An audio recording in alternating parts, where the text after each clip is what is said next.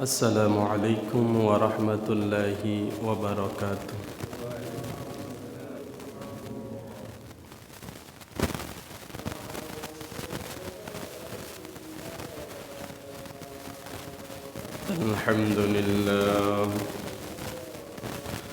الحمد لله رب العالمين،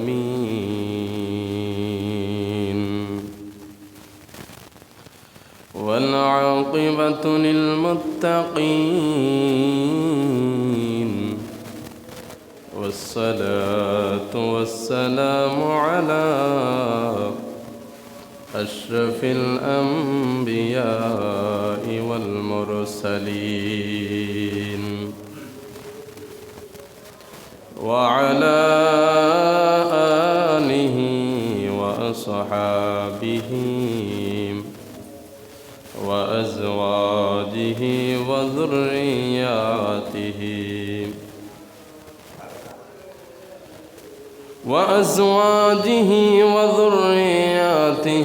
وعلماء أهل سنته والناس أجمعين. ونشهد أن سيدنا وسندنا وحبيبنا وطبيبنا ومعشوقنا ومحبوبنا ومولانا محمد صلى الله تعالى عليه وعلى آله وأصحابه وبارك وسلم. أما بعد، فقد قال الله تعالى في كلام المجيد وفي الفرقان الحميد في شان حبيبه ومعشوقه ومحبوبه مخبرا وآمرا: إن الله وملائكته يصلون على النبي يا أيها الذين آمنوا صلوا عليه وسلموا تسليما. اللهم صل على سيدنا مولانا محمد وعلى آل سيدنا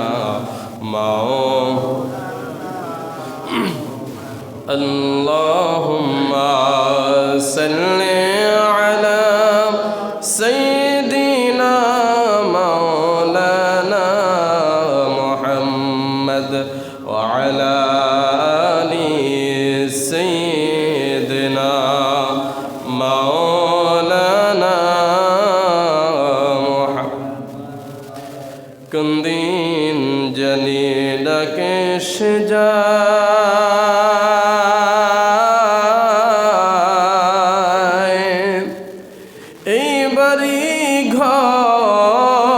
ছাড়িতে আপন পোশাক খুলে খুলে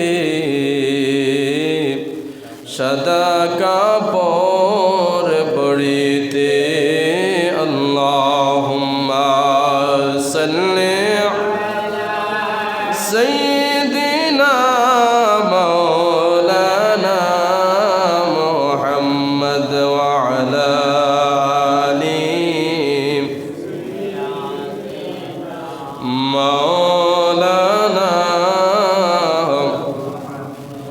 আপন আপন কলরে মন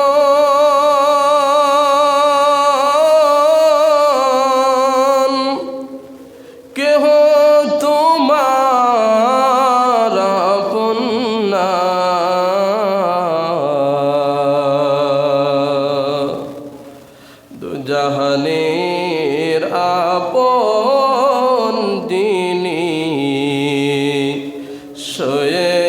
আছেন মদিনা আল্লাহুম্মা সাল্লি আলা মাওলানা মুহাম্মদ ওয়া আলা আলি মাওলানা আল্লাহ আল্লাহ আল্লাহ লা ইলাহা ও আল্লাহ আল্লাহ আল্লাহ লা ইলাহা মেরাজতে গেলেন নবী বোরাকে সওয়ার মেরাজতে গেলেন নবী বোরাকে সওয়ার বিনা পর্দায় মাকাম মাহবুবের দিদার নবীজি আল্লাহ আল্লাহ আল্লাহ লা ইলাহা ইল্লাহু আল্লাহ আল্লাহ আল্লাহু লা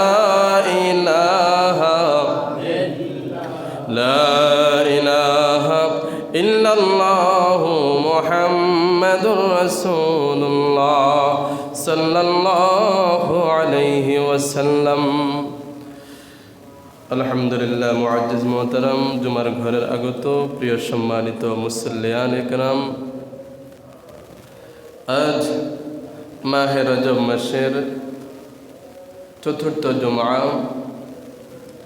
আজকের এই জুমার দিবসে আমরা জুমার নামাজ আদায়ের জন্য মসজিদে আসতে পেরেছি। মহান আল্লাহ রাব্বুল আলামিন আমাদেরকে জুমার ঘরের মেহমান হিসেবে কবুল করেছেন। অন্যান্যদের তুলনায় আমরা দুনিয়াবী সকল কাজকে পিছনে রেখে আল্লাহ রাব্বুল আলামিনের কথা এবং আদেশকে সম্মান এবং মর্যাদা দিয়ে মসজিদে এসেছি। আল্লাহর জিকির এবং হাবিবে কিবরিয়া সাল্লাল্লাহু আলাইহি ওয়াসাল্লামের উপর দুরূদ প্রেরণ করার সুযোগ পেয়েছি। আল্লাহ সুযোগ দান করেছেন, সেজন্য উচ্চ আওয়াজে বলি আলহামদুলিল্লাহ। সরকার দু আলম সৈয়দুল কাউনাইন সৈয়দুল সাকলাইন ইমামুল মুরসালিন শফিউল মুজনিবিন হুজুর পাক সাল্লাল্লাহু আলাইহি ওয়াসাল্লামের কদম মুবারকে অন্তরের অন্তঃস্থল থেকে দুরূদ এবং সালাম প্রত্যেকে বলি সাল্লাল্লাহু আলাইহি ওয়াসাল্লাম। সম্মানিত হাজিরিন, আজ আপনাদের সামনে এই পবিত্র জুমার দিনে রাসূল সাল্লাল্লাহু আলাইহি ওয়াসাল্লামের মেরাজুন নবী, রাসূলের জীবনে ঘটে যাওয়া অত্যন্ত বিস্ময়কর, বিজ্ঞানময়, অলৌকিক আল্লাহ রাব্বুল আলামিনের কুদরতের অন্যতম নিশানা রাসূলের জীবনের ঘটে যাওয়া এই দুর্দান্ত মেরাজুন নবী সম্পর্কে একটু আলোচনা করব। আল্লাহর নবী সাল্লাল্লাহু আলাইহি ওয়াসাল্লামের মেরাজ ছিল রাসূলের মুআজিজাগুলোর মধ্যে অন্যতম একটি মুআজিজা।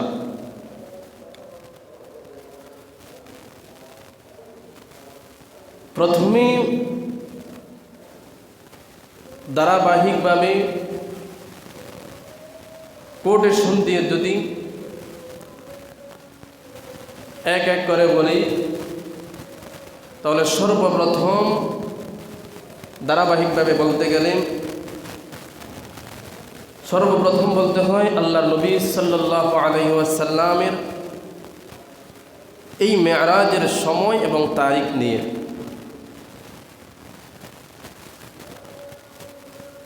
বিভিন্ন উলামায়ে কেরামগণের মতে এই মেরাজ সংগঠিত হওয়ার সময় নিয়ে মতপার্থক্য রয়েছে।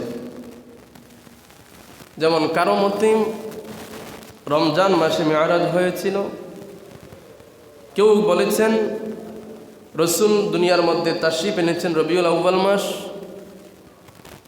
এবং দুনিয়ার মধ্যে নবুয়ত প্রকাশ হয়েছে রবিউল আউয়াল মাস, ওফাত গ্রহণ করেছেন রবিউল আউয়াল মাস, এবং মেরাজও হয়েছেন রবিউল আউয়াল মাস। কেউ বলেছেন রসুলের মেরাজ হয়েছে রজব মাসের প্রথম সপ্তাহের বৃহস্পতিবার দিবাগত রাত্রিতে, এবং কেউ বলেছেন রজব মাসের 26তম দিবাগত রাত্রি, অর্থাৎ 27তম রজনী। তো সকলের ডেট তারিখগুলো মতানৈক্যগুলো বিচার করলে বেশিরভাগ উলামায়ে কেরামগণ ঐতিহাসিকগণ মত দিয়েছেন রজব মাসের 26তম দিবাগত রাত্রিতে, অর্থাৎ 27শে রজব রসুলের মেরাজ সংগঠিত হয়েছিল। এটা হলো তারিখ। 2, রসুলের মেরাজ কি স্বপ্নে না ঘুমে হয়েছিল? এ হিসেবে সকল আলেমগণ, সকল গণনার সকল আলেম একমত, যেহেতু আল্লাহ রাব্বুল আলামিন আয়াতে কারিমার মধ্যে বিআবদিহি ব্যবহার করেছেন, সকল আলেমের মতে রসুলের মেরাজ সংগঠিত হয়েছিল সশরীরে। এরপরে 3 নাম্বার,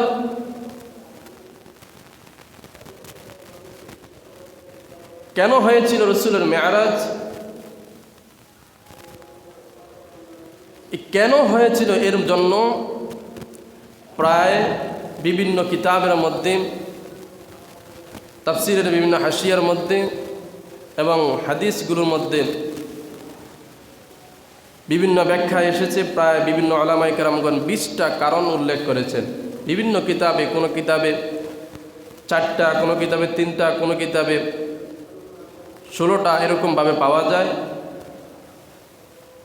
তো আমি পর্যন্ত 20টা কারণ পেয়েছি এই মেরাজ হওয়ার পিছনে। 20টা কারণ যদি ধারাবাহিকভাবে মেরাজের শুরু থেকে একদম শেষ পর্যন্ত রসুল মেরাজে কি কি দেখেছিলেন, রসুলের সঙ্গে আল্লাহর সঙ্গে কেমন কথা হয়েছিল, কি কি করেছিলেন, কোথায় কোথায় গিয়েছিলেন, প্রত্যেকটাকে যদি পাই টু পাই করে পুঙ্খানুরূপে আপনাদের সামনে উল্লেখ করি, আমি যতটুকু জানি, আমার চেয়ে বিজ্ঞ উলামায়ে কেরামগণ তো আছেনই, তো আমি আমার ক্ষুদ্র জ্ঞানে যতটুকু জানি এতটুকুই যদি আপনাদের সামনে বর্ণনা করি, তাহলে মিনিমাম জুমার আলোচনা হিসাবে মিনিমাম 10 জুমা প্রয়োজন। তো আল্লাহর নবী সাল্লাল্লাহু আলাইহি ওয়াসাল্লামের মেরাজ হওয়ার কয়েকগুলো কারণ। এর মধ্যে 1 নাম্বার কারণ,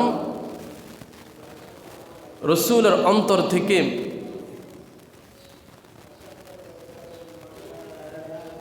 দুর্দশা এবং কষ্ট, দুঃখগুলো দূর করার জন্য।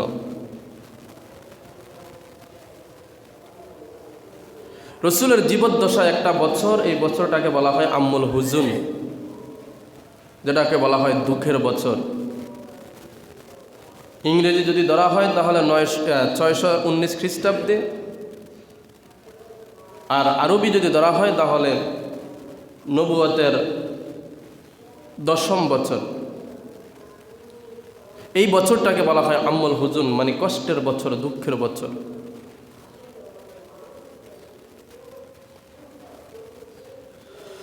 আল্লাহর নবী সাল্লাল্লাহু আলাইহি ওয়াসাল্লাম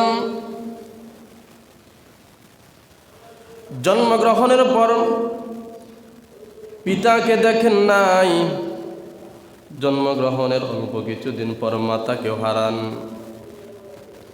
আল্লাহর নবী লালিত পালিত হয় দাদা আব্দুল মুত্তালিবের কাছে। দাদা আব্দুল মুত্তালিবের কাছে শিশু অবস্থায় লালন পালন হয়। যখন আব্দুল মুত্তালিব চলে যায়, নবীজির চাচা আবু তালিবের হাতের মধ্যে রসুলকে তুলে দিয়ে যায়। আমার এই নাতির মাও নাই, বাবাও নাই, আমি আমার সন্তানগুলোর মধ্যে তোমাকে উপযুক্ত মনে করি। আমার এই সন্তানকে তুমি লালন পালন করবা, তোমার হাতের মধ্যে তুলে দিয়ে গেলাম। নবীজির চাচা আবু তালিব আবু আব্দুল মুত্তালিবের পর রসুলের সকল দায়িত্ব গ্রহণ করেন, ভার গ্রহণ করলেন। আল্লাহর নবী সাল্লাল্লাহু আলাইহি ওয়াসাল্লামকে রক্ষা করতে ভালোবাসার কমতি ছিল না। আবু তালিবের অন্তরে রসুলের মায়ায় পরিপূর্ণ ছিল, ভালোবাসায় পরিপূর্ণ ছিল, জীবন দিতে প্রস্তুত থাকতেন। তারপরেও চাচা ভাতিজার কষ্ট দেখতে পেতেন না। আল্লাহর নবী সাল্লাল্লাহু আলাইহি ওয়াসাল্লাম যখন নবুয়ত প্রচার করেন, কাফেররা বিভিন্নভাবে রসুলকে জ্বালাতন করত, কষ্ট দিত। আল্লাহর নবীর চাচা সব সময় চেষ্টা করতেন বিভিন্ন আঘাতকে প্রতিহত করার জন্য। নিজে আঘাত খেতেন, তারপরেও ভাতিজার গায়ে যেন আঘাত না লাগে, এরকম সব সময় চেষ্টা করতেন। এই কারণে আল্লাহর নবী বলেন, আল্লাহ রব্বুল আলামিন যত মানুষকে জাহান্নামের মধ্যে শাস্তি দিবে, এদের মধ্যে সবচেয়ে কম শাস্তি হবে আবু তালিবের। আল্লাহ রব্বুল আলামিন জাহান্নামের একজোড়া জুতা আবু তালিবের পায়ের মধ্যে পরিধান করিয়ে দিবে। আর এই জুতাগুলোর পাওয়ার, জাহান্নামী জুতাগুলোর পাওয়ার এত বেশি হবে, জুতাগুলো পরিধান করে দেওয়ার পর চুলার নিচে যেমনিভাবে আগুন দেওয়ার পর চুলার পানি এগুলো যেমনিভাবে টকবক করে, আবু তালিবের পায়ের মধ্যে জাহান্নামের জুতা পরানো হলেও তার মাথার মগজ পর্যন্ত জুতার হিটে মগজগুলো এইরকমভাবে ঠকবক করবে। নাউজুবিল্লাহ। এটা হলো জাহান্নামের সবচেয়ে কম শাস্তি, একদম সবচেয়ে কম শাস্তি। আবু তালিব রসুলকে জান প্রাণ দিয়ে ভালোবাসতেন, তারপরেও শুধু আযাব পাওয়ার একটাই কারণ, আবু তালিব মুসলমান ছিলেন না। আবু তালিবের ইন্তেকালের সময় আল্লাহর নবী আবু তালিবের পাশে বসা ছিলেন। আল্লাহর নবী রসুলকে আবু তালিবকে বললেন, চাচা, দুনিয়ার মধ্যে আপনি আমার জন্য কত কষ্ট করলেন, নিজে না খেয়ে আমার জন্য খাবারের ব্যবস্থা করলেন। আমি তামাম দুনিয়ার মানুষগুলোকে জাহান্নাম থেকে টেনে টেনে জান্নাতে নিয়ে যাওয়ার জন্য এসেছি, পথভ্রষ্ট উম্মতকে পথ দেখানোর জন্য এসেছি। এত মানুষ আমার সঙ্গে জান্নাতে যাবে গো চাচা, আর আপনি জাহান্নামে জ্বলবেন, আমার কলিজায় সহ্য হবে না। তবে আপনি যদি এই মুহূর্তেও কালিমা পড়েন, আমি কথা দিলাম আপনাকে জান্নাতে নিয়ে যাব। চতুর্দিকে তখনকার বিশিষ্ট কাফিরগণ দাঁড়িয়েছিল। আবু তালিব একবার কাফিরদের মুখের দিকে তাকায়, আবার ভাতিজার মুখের দিকে তাকায়। আবু তালিব বিভিন্ন চিন্তা করে, আর মুসলমান হয় না। অবশেষে আল্লাহর নবী শেষ পর্যায়ে বললেন, চাচা, আপনি যদি আমাকে নবী না মানেন, অন্তত আল্লাহকে আল্লাহ বলে স্বীকার করেন, যদি এতটুকু আপনি মানেন, তাহলেও আমি আল্লাহ রব্বুল আলামিনের দরবারে আপনাকে জান্নাতে নেওয়ার জন্য লড়াই করব। ওই আবু তালিব ইন্তেকাল করলেন, রসুলের মাথা থেকে ছায়া চলে গেল। একই বছরে আল্লাহর নবী সাল্লাল্লাহু আলাইহি ওয়াসাল্লামের কলিজার টুকরা স্ত্রী খাদিজাতুল কুবরা রাদিয়াল্লাহু তাআলা আনহা তিনিও ইন্তেকাল করলেন। নবী সাল্লাল্লাহু আলাইহি ওয়াসাল্লামের জীবদ্দশায় প্রায় খাদিজাতুল কুবরার কথা মনে করে রাসূল কান্না করতেন। আম্মা জান আয়েশা সিদ্দিকা বলতো, ইয়া রাসূলুল্লাহ, নবী গো, 9 জন মতান্তরে 11 জন স্ত্রী বা 9 জন বা আরো কম স্ত্রী এখনো আপনার সামনে বিদ্যমান। ইয়া রাসূলুল্লাহ নবী গো, তারপরেও আপনি কেন আপনার হারানো স্ত্রীকে স্মরণ করে কান্না করেন? আমার রাসূল ডাক দিয়া বলেন, আয়েশা, তোমরা হইলা আমার সুখের দিনের স্ত্রী।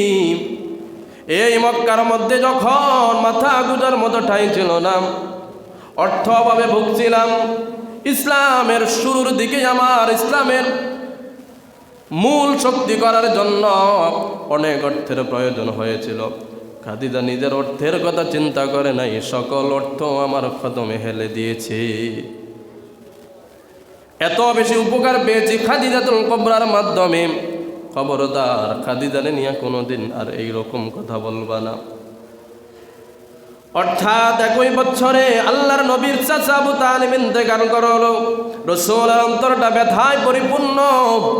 একই বছরে খাদিজাতুল কুবরা রাদিয়াল্লাহু তাআলা আনহা তিনিও ইন্তেকাল করলেন। আল্লাহর নবীর মনটা ভারাক্রান্ত।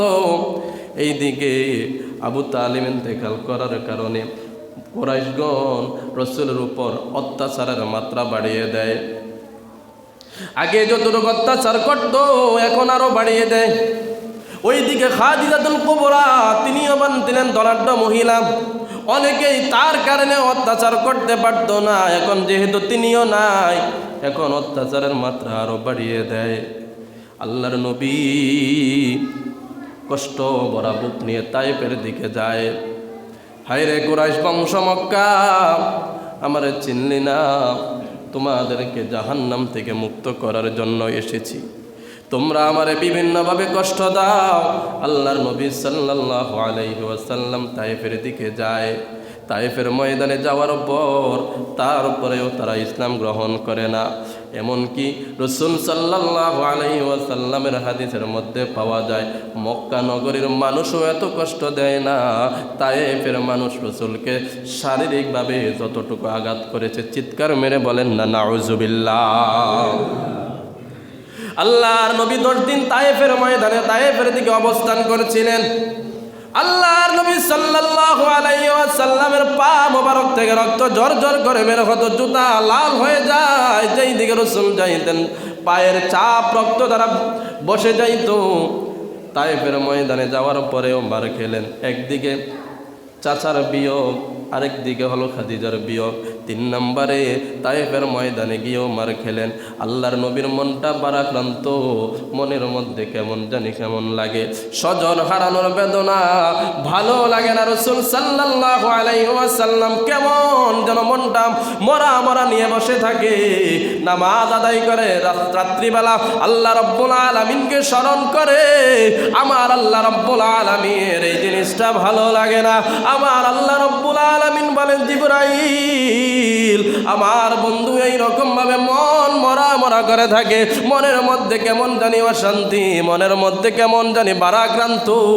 আমার বন্ধুকে মেরাজে নিয়ে আসো।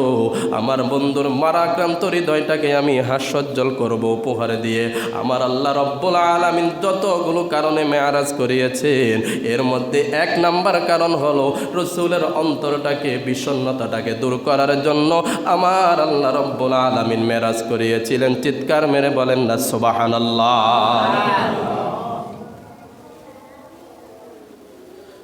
2 নাম্বার কারণ, আল্লাহ রাব্বুল আলামিন নিজের নাম রেখেছেন রাব্বুল আলামিন, আর হাবিবের নাম রেখেছেন রাহমাতাল লিল আলামিন। কোরআনের মধ্যে আমার আল্লাহ রাব্বুল আলামিন বলেন, ওয়ামা আরসালনাকা ইল্লা রাহমাতাল লিল আলামিন। নিজের নাম আমার আল্লাহ রাব্বুল আলামিন বলেছেন রব্বুল আলামিন, আমি হলাম তামাম জগতের রব। শুধু পৃথিবীর রব নয়, পৃথিবীর বাহিরে, পৃথিবীর ভিতরে, আকাশের উপরে, আকাশের নিচে, এই সৃষ্টি মহাজগৎ যত কিছু আমরা আজ পর্যন্ত জানতে পেরেছি বিজ্ঞানের কল্যাণে এখনো পর্যন্ত যেই বিষয়গুলো বিজ্ঞান আবিষ্কার করতে পারে নাই, অর্থাৎ খোদার খোদাইত্বের মধ্যে যত জায়গা আছে তত জায়গার মধ্যে তত জিনিসের জন্য আমার আল্লাহ হলেন রব আর আমার নবী হলেন রহমত। জোরে বলেন সুবহানাল্লাহ। এই হিসেব করলেন মুসলমানদের জন্য রসুল রহমত, ইহুদি খ্রিস্টানদের জন্য নবী রহমত, বিভিন্ন প্রাণীকুলের জন্য রসুল রহমত, গাছপালার জন্য নবী রহমত। কারণ সব কিছুর জন্য রবকে, তো যত জায়গার জন্য আমার আল্লাহ রব তত জায়গার জন্য হলেন আমার নবী রহমত। আল্লাহ রাব্বুল আলামিন সার্টিফিকেট দিয়েছে নবীজিকে রহমাতাল লিল আলামিন, তামাম দুনিয়ার জন্য আমার নবী হলেন রহমত। যেহেতু নবীজিকে বলেছেন আপনি তামাম দুনিয়ার জন্য রহমত, কোন কোন জায়গার জন্য আমার নবী হলেন রহমত, এই নবুয়তের এই রহমতের এরিয়াগুলো দেখানোর জন্য, এই তামাম এরিয়াটাকে দেখানোর জন্য আল্লাহ রাব্বুল আলামিন বলেন রিনুরিয়াহু মিন আয়াতিনা, আমার বন্ধুকে আমি মেরাজ করিয়েছি আমার নিদর্শনগুলো দেখানোর জন্য। আল্লাহ রাব্বুল আলামিন যেহেতু নবীজিকে বলেছেন তামাম দুনিয়ার জন্য রহমত, এই রহমতের এরিয়াটাকে দেখানোর জন্য আমার আল্লাহ তার হাবিবকে তামাম দুনিয়াটাকে ঘুরিয়ে দেখিয়েছেন। জোরে বলেন সুবহানাল্লাহ। 2 নাম্বার 3 নাম্বার কারণ হল আল্লাহর নবী তিনি হলেন হাবিবুল্লাহ। আল্লাহ রাব্বুল আলামিন মানব জাতির হেদায়েতের জন্য যুগে যুগে অসংখ্য নবী রাসূল এই দুনিয়ার মধ্যে প্রেরণ করেন। 1 লক্ষ মতান্তরে 2 লক্ষ কম আর বেশি পয়গম্বর দুনিয়ার মধ্যে প্রেরণ করেন। এই নবীগুলোর মধ্যে সবচেয়ে শ্রেষ্ঠ নবী হলেন আমার নবী। সুবহানাল্লাহ বলেন, আরো জোরে বলেন না সুবহানাল্লাহ।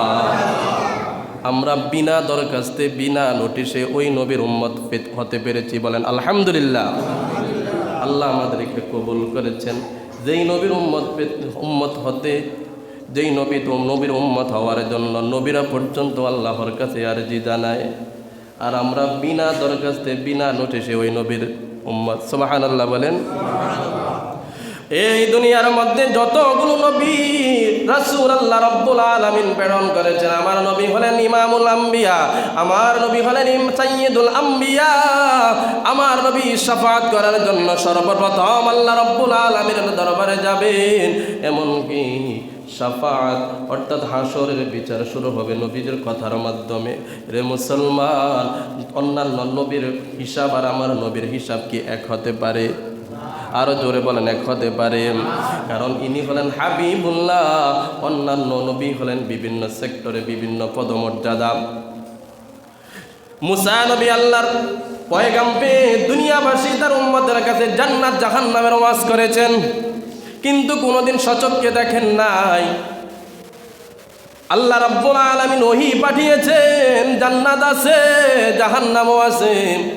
মুসা নবী আল্লাহর এই ওহী পেয়ে দুনিয়াবাসীর কাছে বর্ণনা করেছেন। আল্লাহ বলেছে জান্নাত আছে, ভালো কাজ করলে জান্নাত পাইবা, খারাপ কাজ করলে জাহান্নাম পাইবা, কিন্তু তিনি নিজে কোনোদিন দেখেন নাই। ইব্রাহিম আলাইহিস সালামের ব্যাপারেও তাই। আল্লাহ রাব্বুল আলামিন সব কিছুর বর্ণনা বিভিন্ন নবীকে দিয়েছেন, কিন্তু তারা নিজেরা কোনোদিন সচক্ষে দেখে নাই। আজরাইল বলেন, অন্যান্য ফেরেশতা বলেন, অনেক কিছুর বর্ণনা তারা দিয়েছেন। আল্লাহ রাব্বুল আলামিন বলেছেন, তারাও বিশ্বাস করেছেন, অকপটে স্বীকার করে নিয়েছেন। হাউজে কাউসার আছে, এই রকম ভাবে বিচার হবে, কিন্তু তারা কোনোদিন সচক্ষে দেখে নাই। আমার নবী দুনিয়ার মধ্যে আইসা জান্নাতের ওয়াজ করেছে, জাহান্নামের ওয়াজ করেছে, বিভিন্ন কথা আল্লাহ রাব্বুল আলামিন সম্পর্কে বলেছে, কিন্তু আমার আল্লাহ রাব্বুল আলামিন এটাই বোঝাতে চায় অন্যান্য নবীরা মুখস্থ ওয়াজ করেছে, আমার নবীও তো মুখস্থ ওয়াজ করতে পারে না। কারণ আমার নবী হলেন হাবিবুল্লাহ, আমার নবীকে সচক্ষে দেখানোর জন্যই আমি আল্লাহ মেরাজ করেছি। জোরে বলেন সুবহানাল্লাহ। আমার নবী যেন দুনিয়ার মধ্যে এসে সরাসরি বর্ণনা দেয়, জান্নাত দেখে আসছি রে, জান্নাত দেখে আসছি। এইরকম জান্নাতের নিশানা আমার নবী যেন হাউজে কাউসারের বর্ণনা দেখে দেখে বলতে পারে, নবীজি যেন জাহান্নামের বর্ণনা দেখে দেখে বলতে পারে, নবীজি যেন জিব্রাইলের বর্ণনা দেখে দেখে দিতে পারে, আল্লাহ রব্বুল আলামিনের অবস্থা যেন আমার নবী দেখে দেখে দিতে পারে, বাইতুল মামুরের অবস্থা যেন আমার নবী দেখে দেখে দিতে পারে। এই জন্য আমার আল্লাহ রব্বুল আলামিন লিনুরিয়াহু মিন আয়াতিনা, তামাম দুনিয়াটাকে দেখানোর জন্য আমার নবীর মেরাজ করিয়েছে। জোরে বলেন সুবহানাল্লাহ। তিনটা বললাম, এরকম 20টা আছে রসুলকে কেন আল্লাহ রব্বুল আলামিন মেরাজ করিয়েছিলেন। এবার আর বাকিগুলো বাদ দিলাম। এবার 5 নাম্বার, মেরাজ শুরু হয়েছিল কখন থেকে বা কোথায় থেকে। এই জায়গার মধ্যে 2টা বর্ণনা পাওয়া যায়। এই জায়গার মধ্যে আরেকটা কথা বলি, অনেক আলেমের মুখে শুনেছি, এমন অনেক বিজ্ঞ আলেম যাদেরকে হাজার হাজার আলেমগণও আলেম মানেন, এই ঘটনা সেটা হলো আল্লাহর নবী সাল্লাল্লাহু আলাইহি ওয়াসাল্লাম মেরাজের মধ্যে 27 বছর কাটিয়েছিলেন।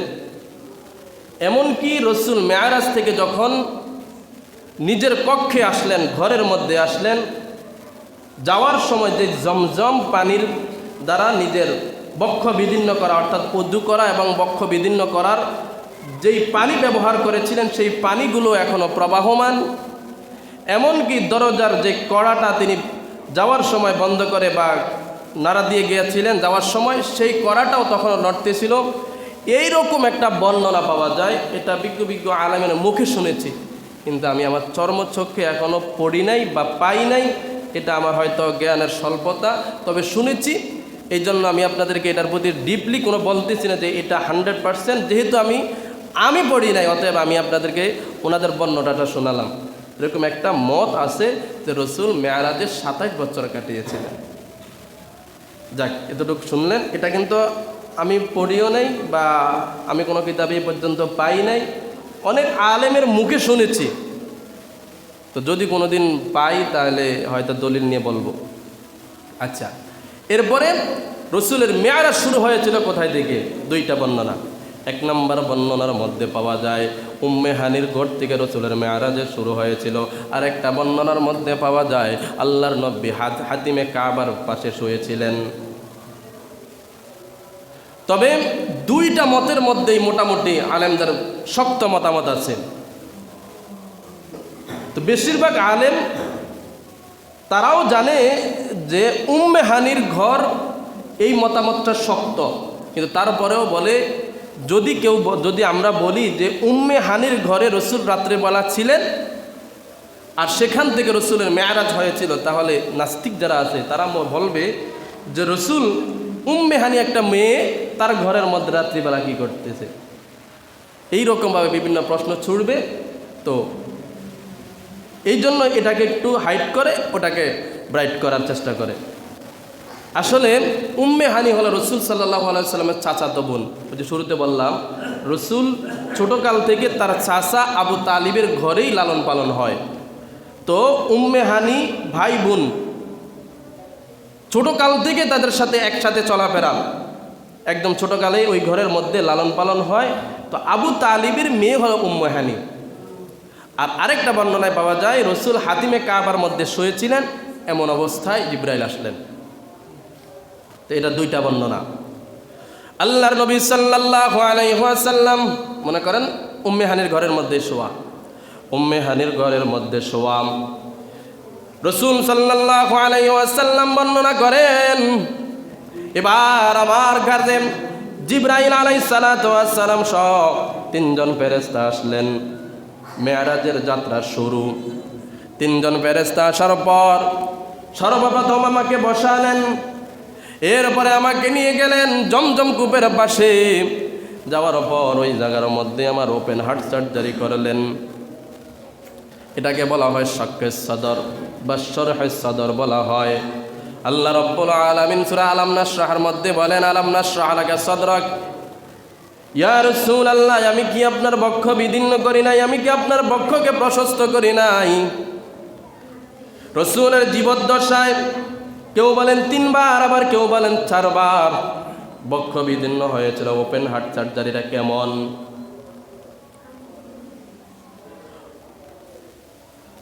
এটা হলো এমনভাবে যে রাসূল সাল্লাল্লাহু আলাইহি ওয়াসাল্লামের নাভি থেকে বুক পর্যন্ত পুরাটা কাটার মতো, মানে জিব্রাইল বা ফেরেশতাদের তো আর কাটার প্রয়োজন নাই, তারা তাদের মতো করে কুদরতি অপারেশন করেছেন। ওই রকমভাবে একদম পুরা হার্টকে উন্মুক্ত করলেন এবং ভিতর থেকে কলিজা, হার্ট, হৃদয়টাকে বের করলেন এবং স্বর্ণের পাত্র জান্নাত থেকে আসার সময় নিয়ে আসছে, ওই স্বর্ণের পাত্রের মধ্যে রাখলেন এবং জমজমের কূপের পানি দ্বারা এটাকে পরিপূর্ণভাবে ধৌত করে জ্ঞান, হিকমত, দানশীলতা, দয়াশীলতা এবং যত দুঃখ বেদনাগুলোকে দূর করে দিয়ে এটাকে পরিপূর্ণভাবে ধৌত করে জ্ঞান দ্বারা, হিকমত দ্বারা পরিপূর্ণ করে আবার আগের জায়গায় বসিয়ে দিলেন। দরকার নাই সুবহানাল্লাহ? আরো জোরে বলেন না সুবহানাল্লাহ? এর একবার হয়েছিল যখন রাসূল শিশু অবস্থায় হালিমাতুস সাদিয়ার ঘরের মধ্যে থাকতেন, তখন একবার এই ওপেন হার্ট সার্জারি অর্থাৎ শরহে সদর হয়েছিল। এই কারণেই অতি দ্রুত হালিমাতুস সাদিয়া রাসূলকে তার মায়ের কাছে ফিরিয়ে দিলেন। অর্থাৎ একদিন রাসূল তার বোন, অর্থাৎ দুধ বোন যারা আছে, ভাই, এদের সাথে ঘরের বাহিরে যে কোনো হয়তো তাদের মেষ চড়ানোর সাথে রাসূল সাল্লাল্লাহু আলাইহি ওয়াসাল্লামও গেলেন বা যে কোনোভাবে ঘরের বাহিরে গেলেন, তো তার বোনেরা লক্ষ্য করলেন কে যেন আয়েশা রাসূলকে এক জায়গার মধ্যে, চিপার মধ্যে এক জায়গার মধ্যে নিয়ে এইরকমভাবে ওপেন হার্ট সার্জারি করলেন। তো তার সমবয়সী যে ভাই বোনেরা ছিল এরা দেখছে, দেখে বাড়িতে আয়েশা বলতেছে, মা, এই যে ছেলে আপনি মক্কা থেকে আনছেন এরা ফেরত দিয়ে আসেন। যা অবস্থা আজকে দেখছি, কোন দিন আবার এরা আয়েশা ওরে মেরে ফেলে, তখন আপনার উপরে দায়ভার আসবে, এরা যা যেখান থেকে আনছেন সেখানে দিয়ে আসেন, বিপদে পড়বে। কি হলো? বলতেছি এই ঘটনা দেখলাম, যে কিছু দেখলাম না, কয়েকজন লোক আসলো, এরে নিয়ে শোয়াইলো, এরপরে বুকটাকে পাড়লো, ভিতর থেকে কলিজা যা আছে এগুলো বের করে কি কি জানি করলো, এরপরে আবার আগের জায়গার মধ্যে রেখে দিল, এখন আবার মুহাম্মদ সুস্থ। তখন হালিমাতুস সাদিয়াও কথাটা শুনে, বিশ্বাসযোগ্য কথা শুনে তারা তখন কোন চিন্তা করলেন যে আসলে এরে তো রাখলে কখন কোন বিপদে পড়ি, তখন রাসূলকে নিয়ে আবার দিয়ে আসলেন। যাক, তো রাসূলকে উম্মে হানির ঘর থেকে বের করে এবার জমজমের কূপের কাছে নিলেন। ওপেন হার্ট সার্জারি, একদম ভিতর থেকে, কল্পনা করা যায়, কলিজা, হার্ট, হৃদয়টাকে বের করে এরপরে ধৌত করে আবার আগের জায়গায় পরিপূর্ণভাবে বসিয়ে দিলেন। রাসূল সাল্লাল্লাহু আলাইহি ওয়াসাল্লাম পরিপূর্ণ সুস্থ, কোনো রেস্টের প্রয়োজন নাই, কোনো কিছুর প্রয়োজন নাই, পরিপূর্ণ সুস্থ। আল্লাহ রাব্বুল আলামিন বলেন, সুবহানাল্লাযী আসরা বিআবদিহি লাইলাম মিনাল মাসজিদিল হারাম ইলাল মাসজিদিল আকসা। আল্লাহ রাব্বুল আলামিন বলেন, সর্বপ্রথম সুবহান শব্দ দিয়ে শুরু করলেন। ও মুসলমান, আমরা কখন সুবহানাল্লাহ বলি?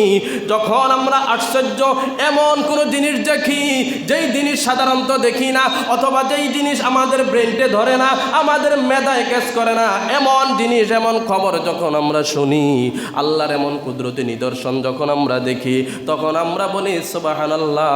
আল্লাহ রাব্বুল আলামিন এমন ঘটনা, এমন আশ্চর্য ঘটনা ঘটাইতেছে, ওই ঘটনা বর্ণনা দেওয়ার পূর্বে আমার আল্লাহ নিজেই বলেছেন সুবহানাল্লাহ। নিজেই সর্বপ্রথম নিজের পূত পবিত্রের ঘোষণা দিয়েছেন সুবহান। সুবহান বলা হয় ওই ব্যক্তিকে, ওই সত্তাকে যিনি কখনো কোনো দিন অপবিত্র হন নাই, যার মধ্যে অপবিত্রতার লেশমাত্র নাই, যিনি অপবিত্র হওয়া শোভাও পায় না এবং অপবিত্র হওয়া যার শানে যায়ও না, তাকে বলা হয় সুবহান। পবিত্র দুইটা শব্দ, একটা হলো তহার, আরেকটা হলো সুবহান। কুদ্দুস অর্থ সত্তা, পবিত্রতা, কিন্তু তহার বলা হয় ওই পবিত্রতাকে, যেমন আমরা মানুষ, আমরা মুসলিম হওয়ার পরেও আমাদের হাজত আছে পচলা পায়খানার কারণে আমরা সাময়িকভাবে অপবিত্র হই, আবার আমরা ওযু করে পবিত্র হই। এটা আমাদের সাথে পবিত্র এবং অপবিত্র হওয়া। কিন্তু আল্লাহ রাব্বুল আলামিনের তো এগুলোর প্রয়োজন আছে? কথা বলেন, প্রয়োজন আছে? এই জন্য আল্লাহর নাম হলো সুবহান, যার কোনো অপবিত্রতা যাকে স্পর্শ করে নাই এবং এটা যার শানে যায়ও না, যার সম্মানে যারকে এটা শোভাও পায় না, এনাকে বলা হয় সুবহান।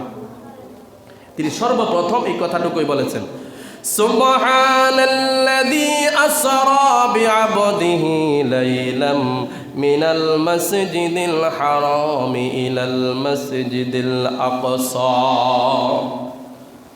আল্লাহ রাব্বুল আলামিন বলেন, ওই পুত পবিত্রর কসম, ওই পুত পবিত্র সত্তা আল্লাযী, যিনি আসরা, রাত্রিবেলা ভ্রমণ করিয়েছেন, বিআবদিহি, তার বান্দাকে, তার নবীকে, তার হাবিবকে। সুবহানাল্লাহ। এইখানেও একটা কথা, আসরা শব্দের অর্থ হলো রাত্রিকালীন ভ্রমণ, নৈশ ভ্রমণ, রাত্রিকালীন ভ্রমণ করা।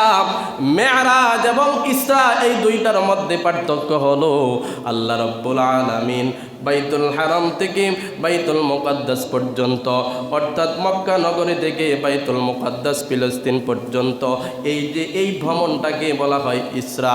আর বাইতুল মুকাদ্দাস থেকে আল্লাহ রাব্বুল আলামিন যতটুক চেয়েছেন ততটুক পর্যন্ত, সুম্মা দানা ফাতাদাল্লা ফাকানা কাবা কাউসাইনি আও আদনা, ততটুক পর্যন্তকে বলা হয় মেরাজ।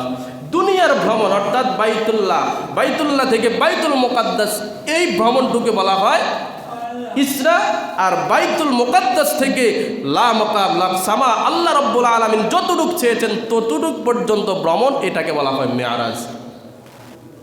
মেরাজের শব্দের অর্থ হলো সিঁড়ি বা ঊর্ধ্বগমন। যেই কোনো ক্ষেত্রে সিঁড়ি মানুষ তখনই ব্যবহার করে অর্থাৎ উপরে উঠার জন্য। এই মেরাজ শব্দের অর্থ হলো, যদি আভিধানিক অর্থ বলি তাহলে উপরে উঠার যন্ত্র, আর এটাকে যদি মূল কথা ধরা হয় তাহলে সিঁড়ি। আর ইসরা শব্দের অর্থ হলো নৈশ ভ্রমণ বা রাত্রিকালীন ভ্রমণ। এই জন্য বলা হয়, কেউ যদি রসুলের বাইতুল্লাহ থেকে বাইতুল মুকাদ্দাস পর্যন্ত এই ভ্রমণটাকে, আবারও বলি, কেউ যদি বাইতুল্লাহ থেকে বাইতুল মুকাদ্দাস পর্যন্ত এই ভ্রমণটাকে বিন্দু পরিমাণ অস্বীকার করে তাহলে সে কাফের। আর কেউ যদি বাইতুল মুকাদ্দাস থেকে ঊর্ধ্বগমন পর্যন্ত কেউ যদি অবিশ্বাস করে তাহলে সে প্রদ্ভষ্ট।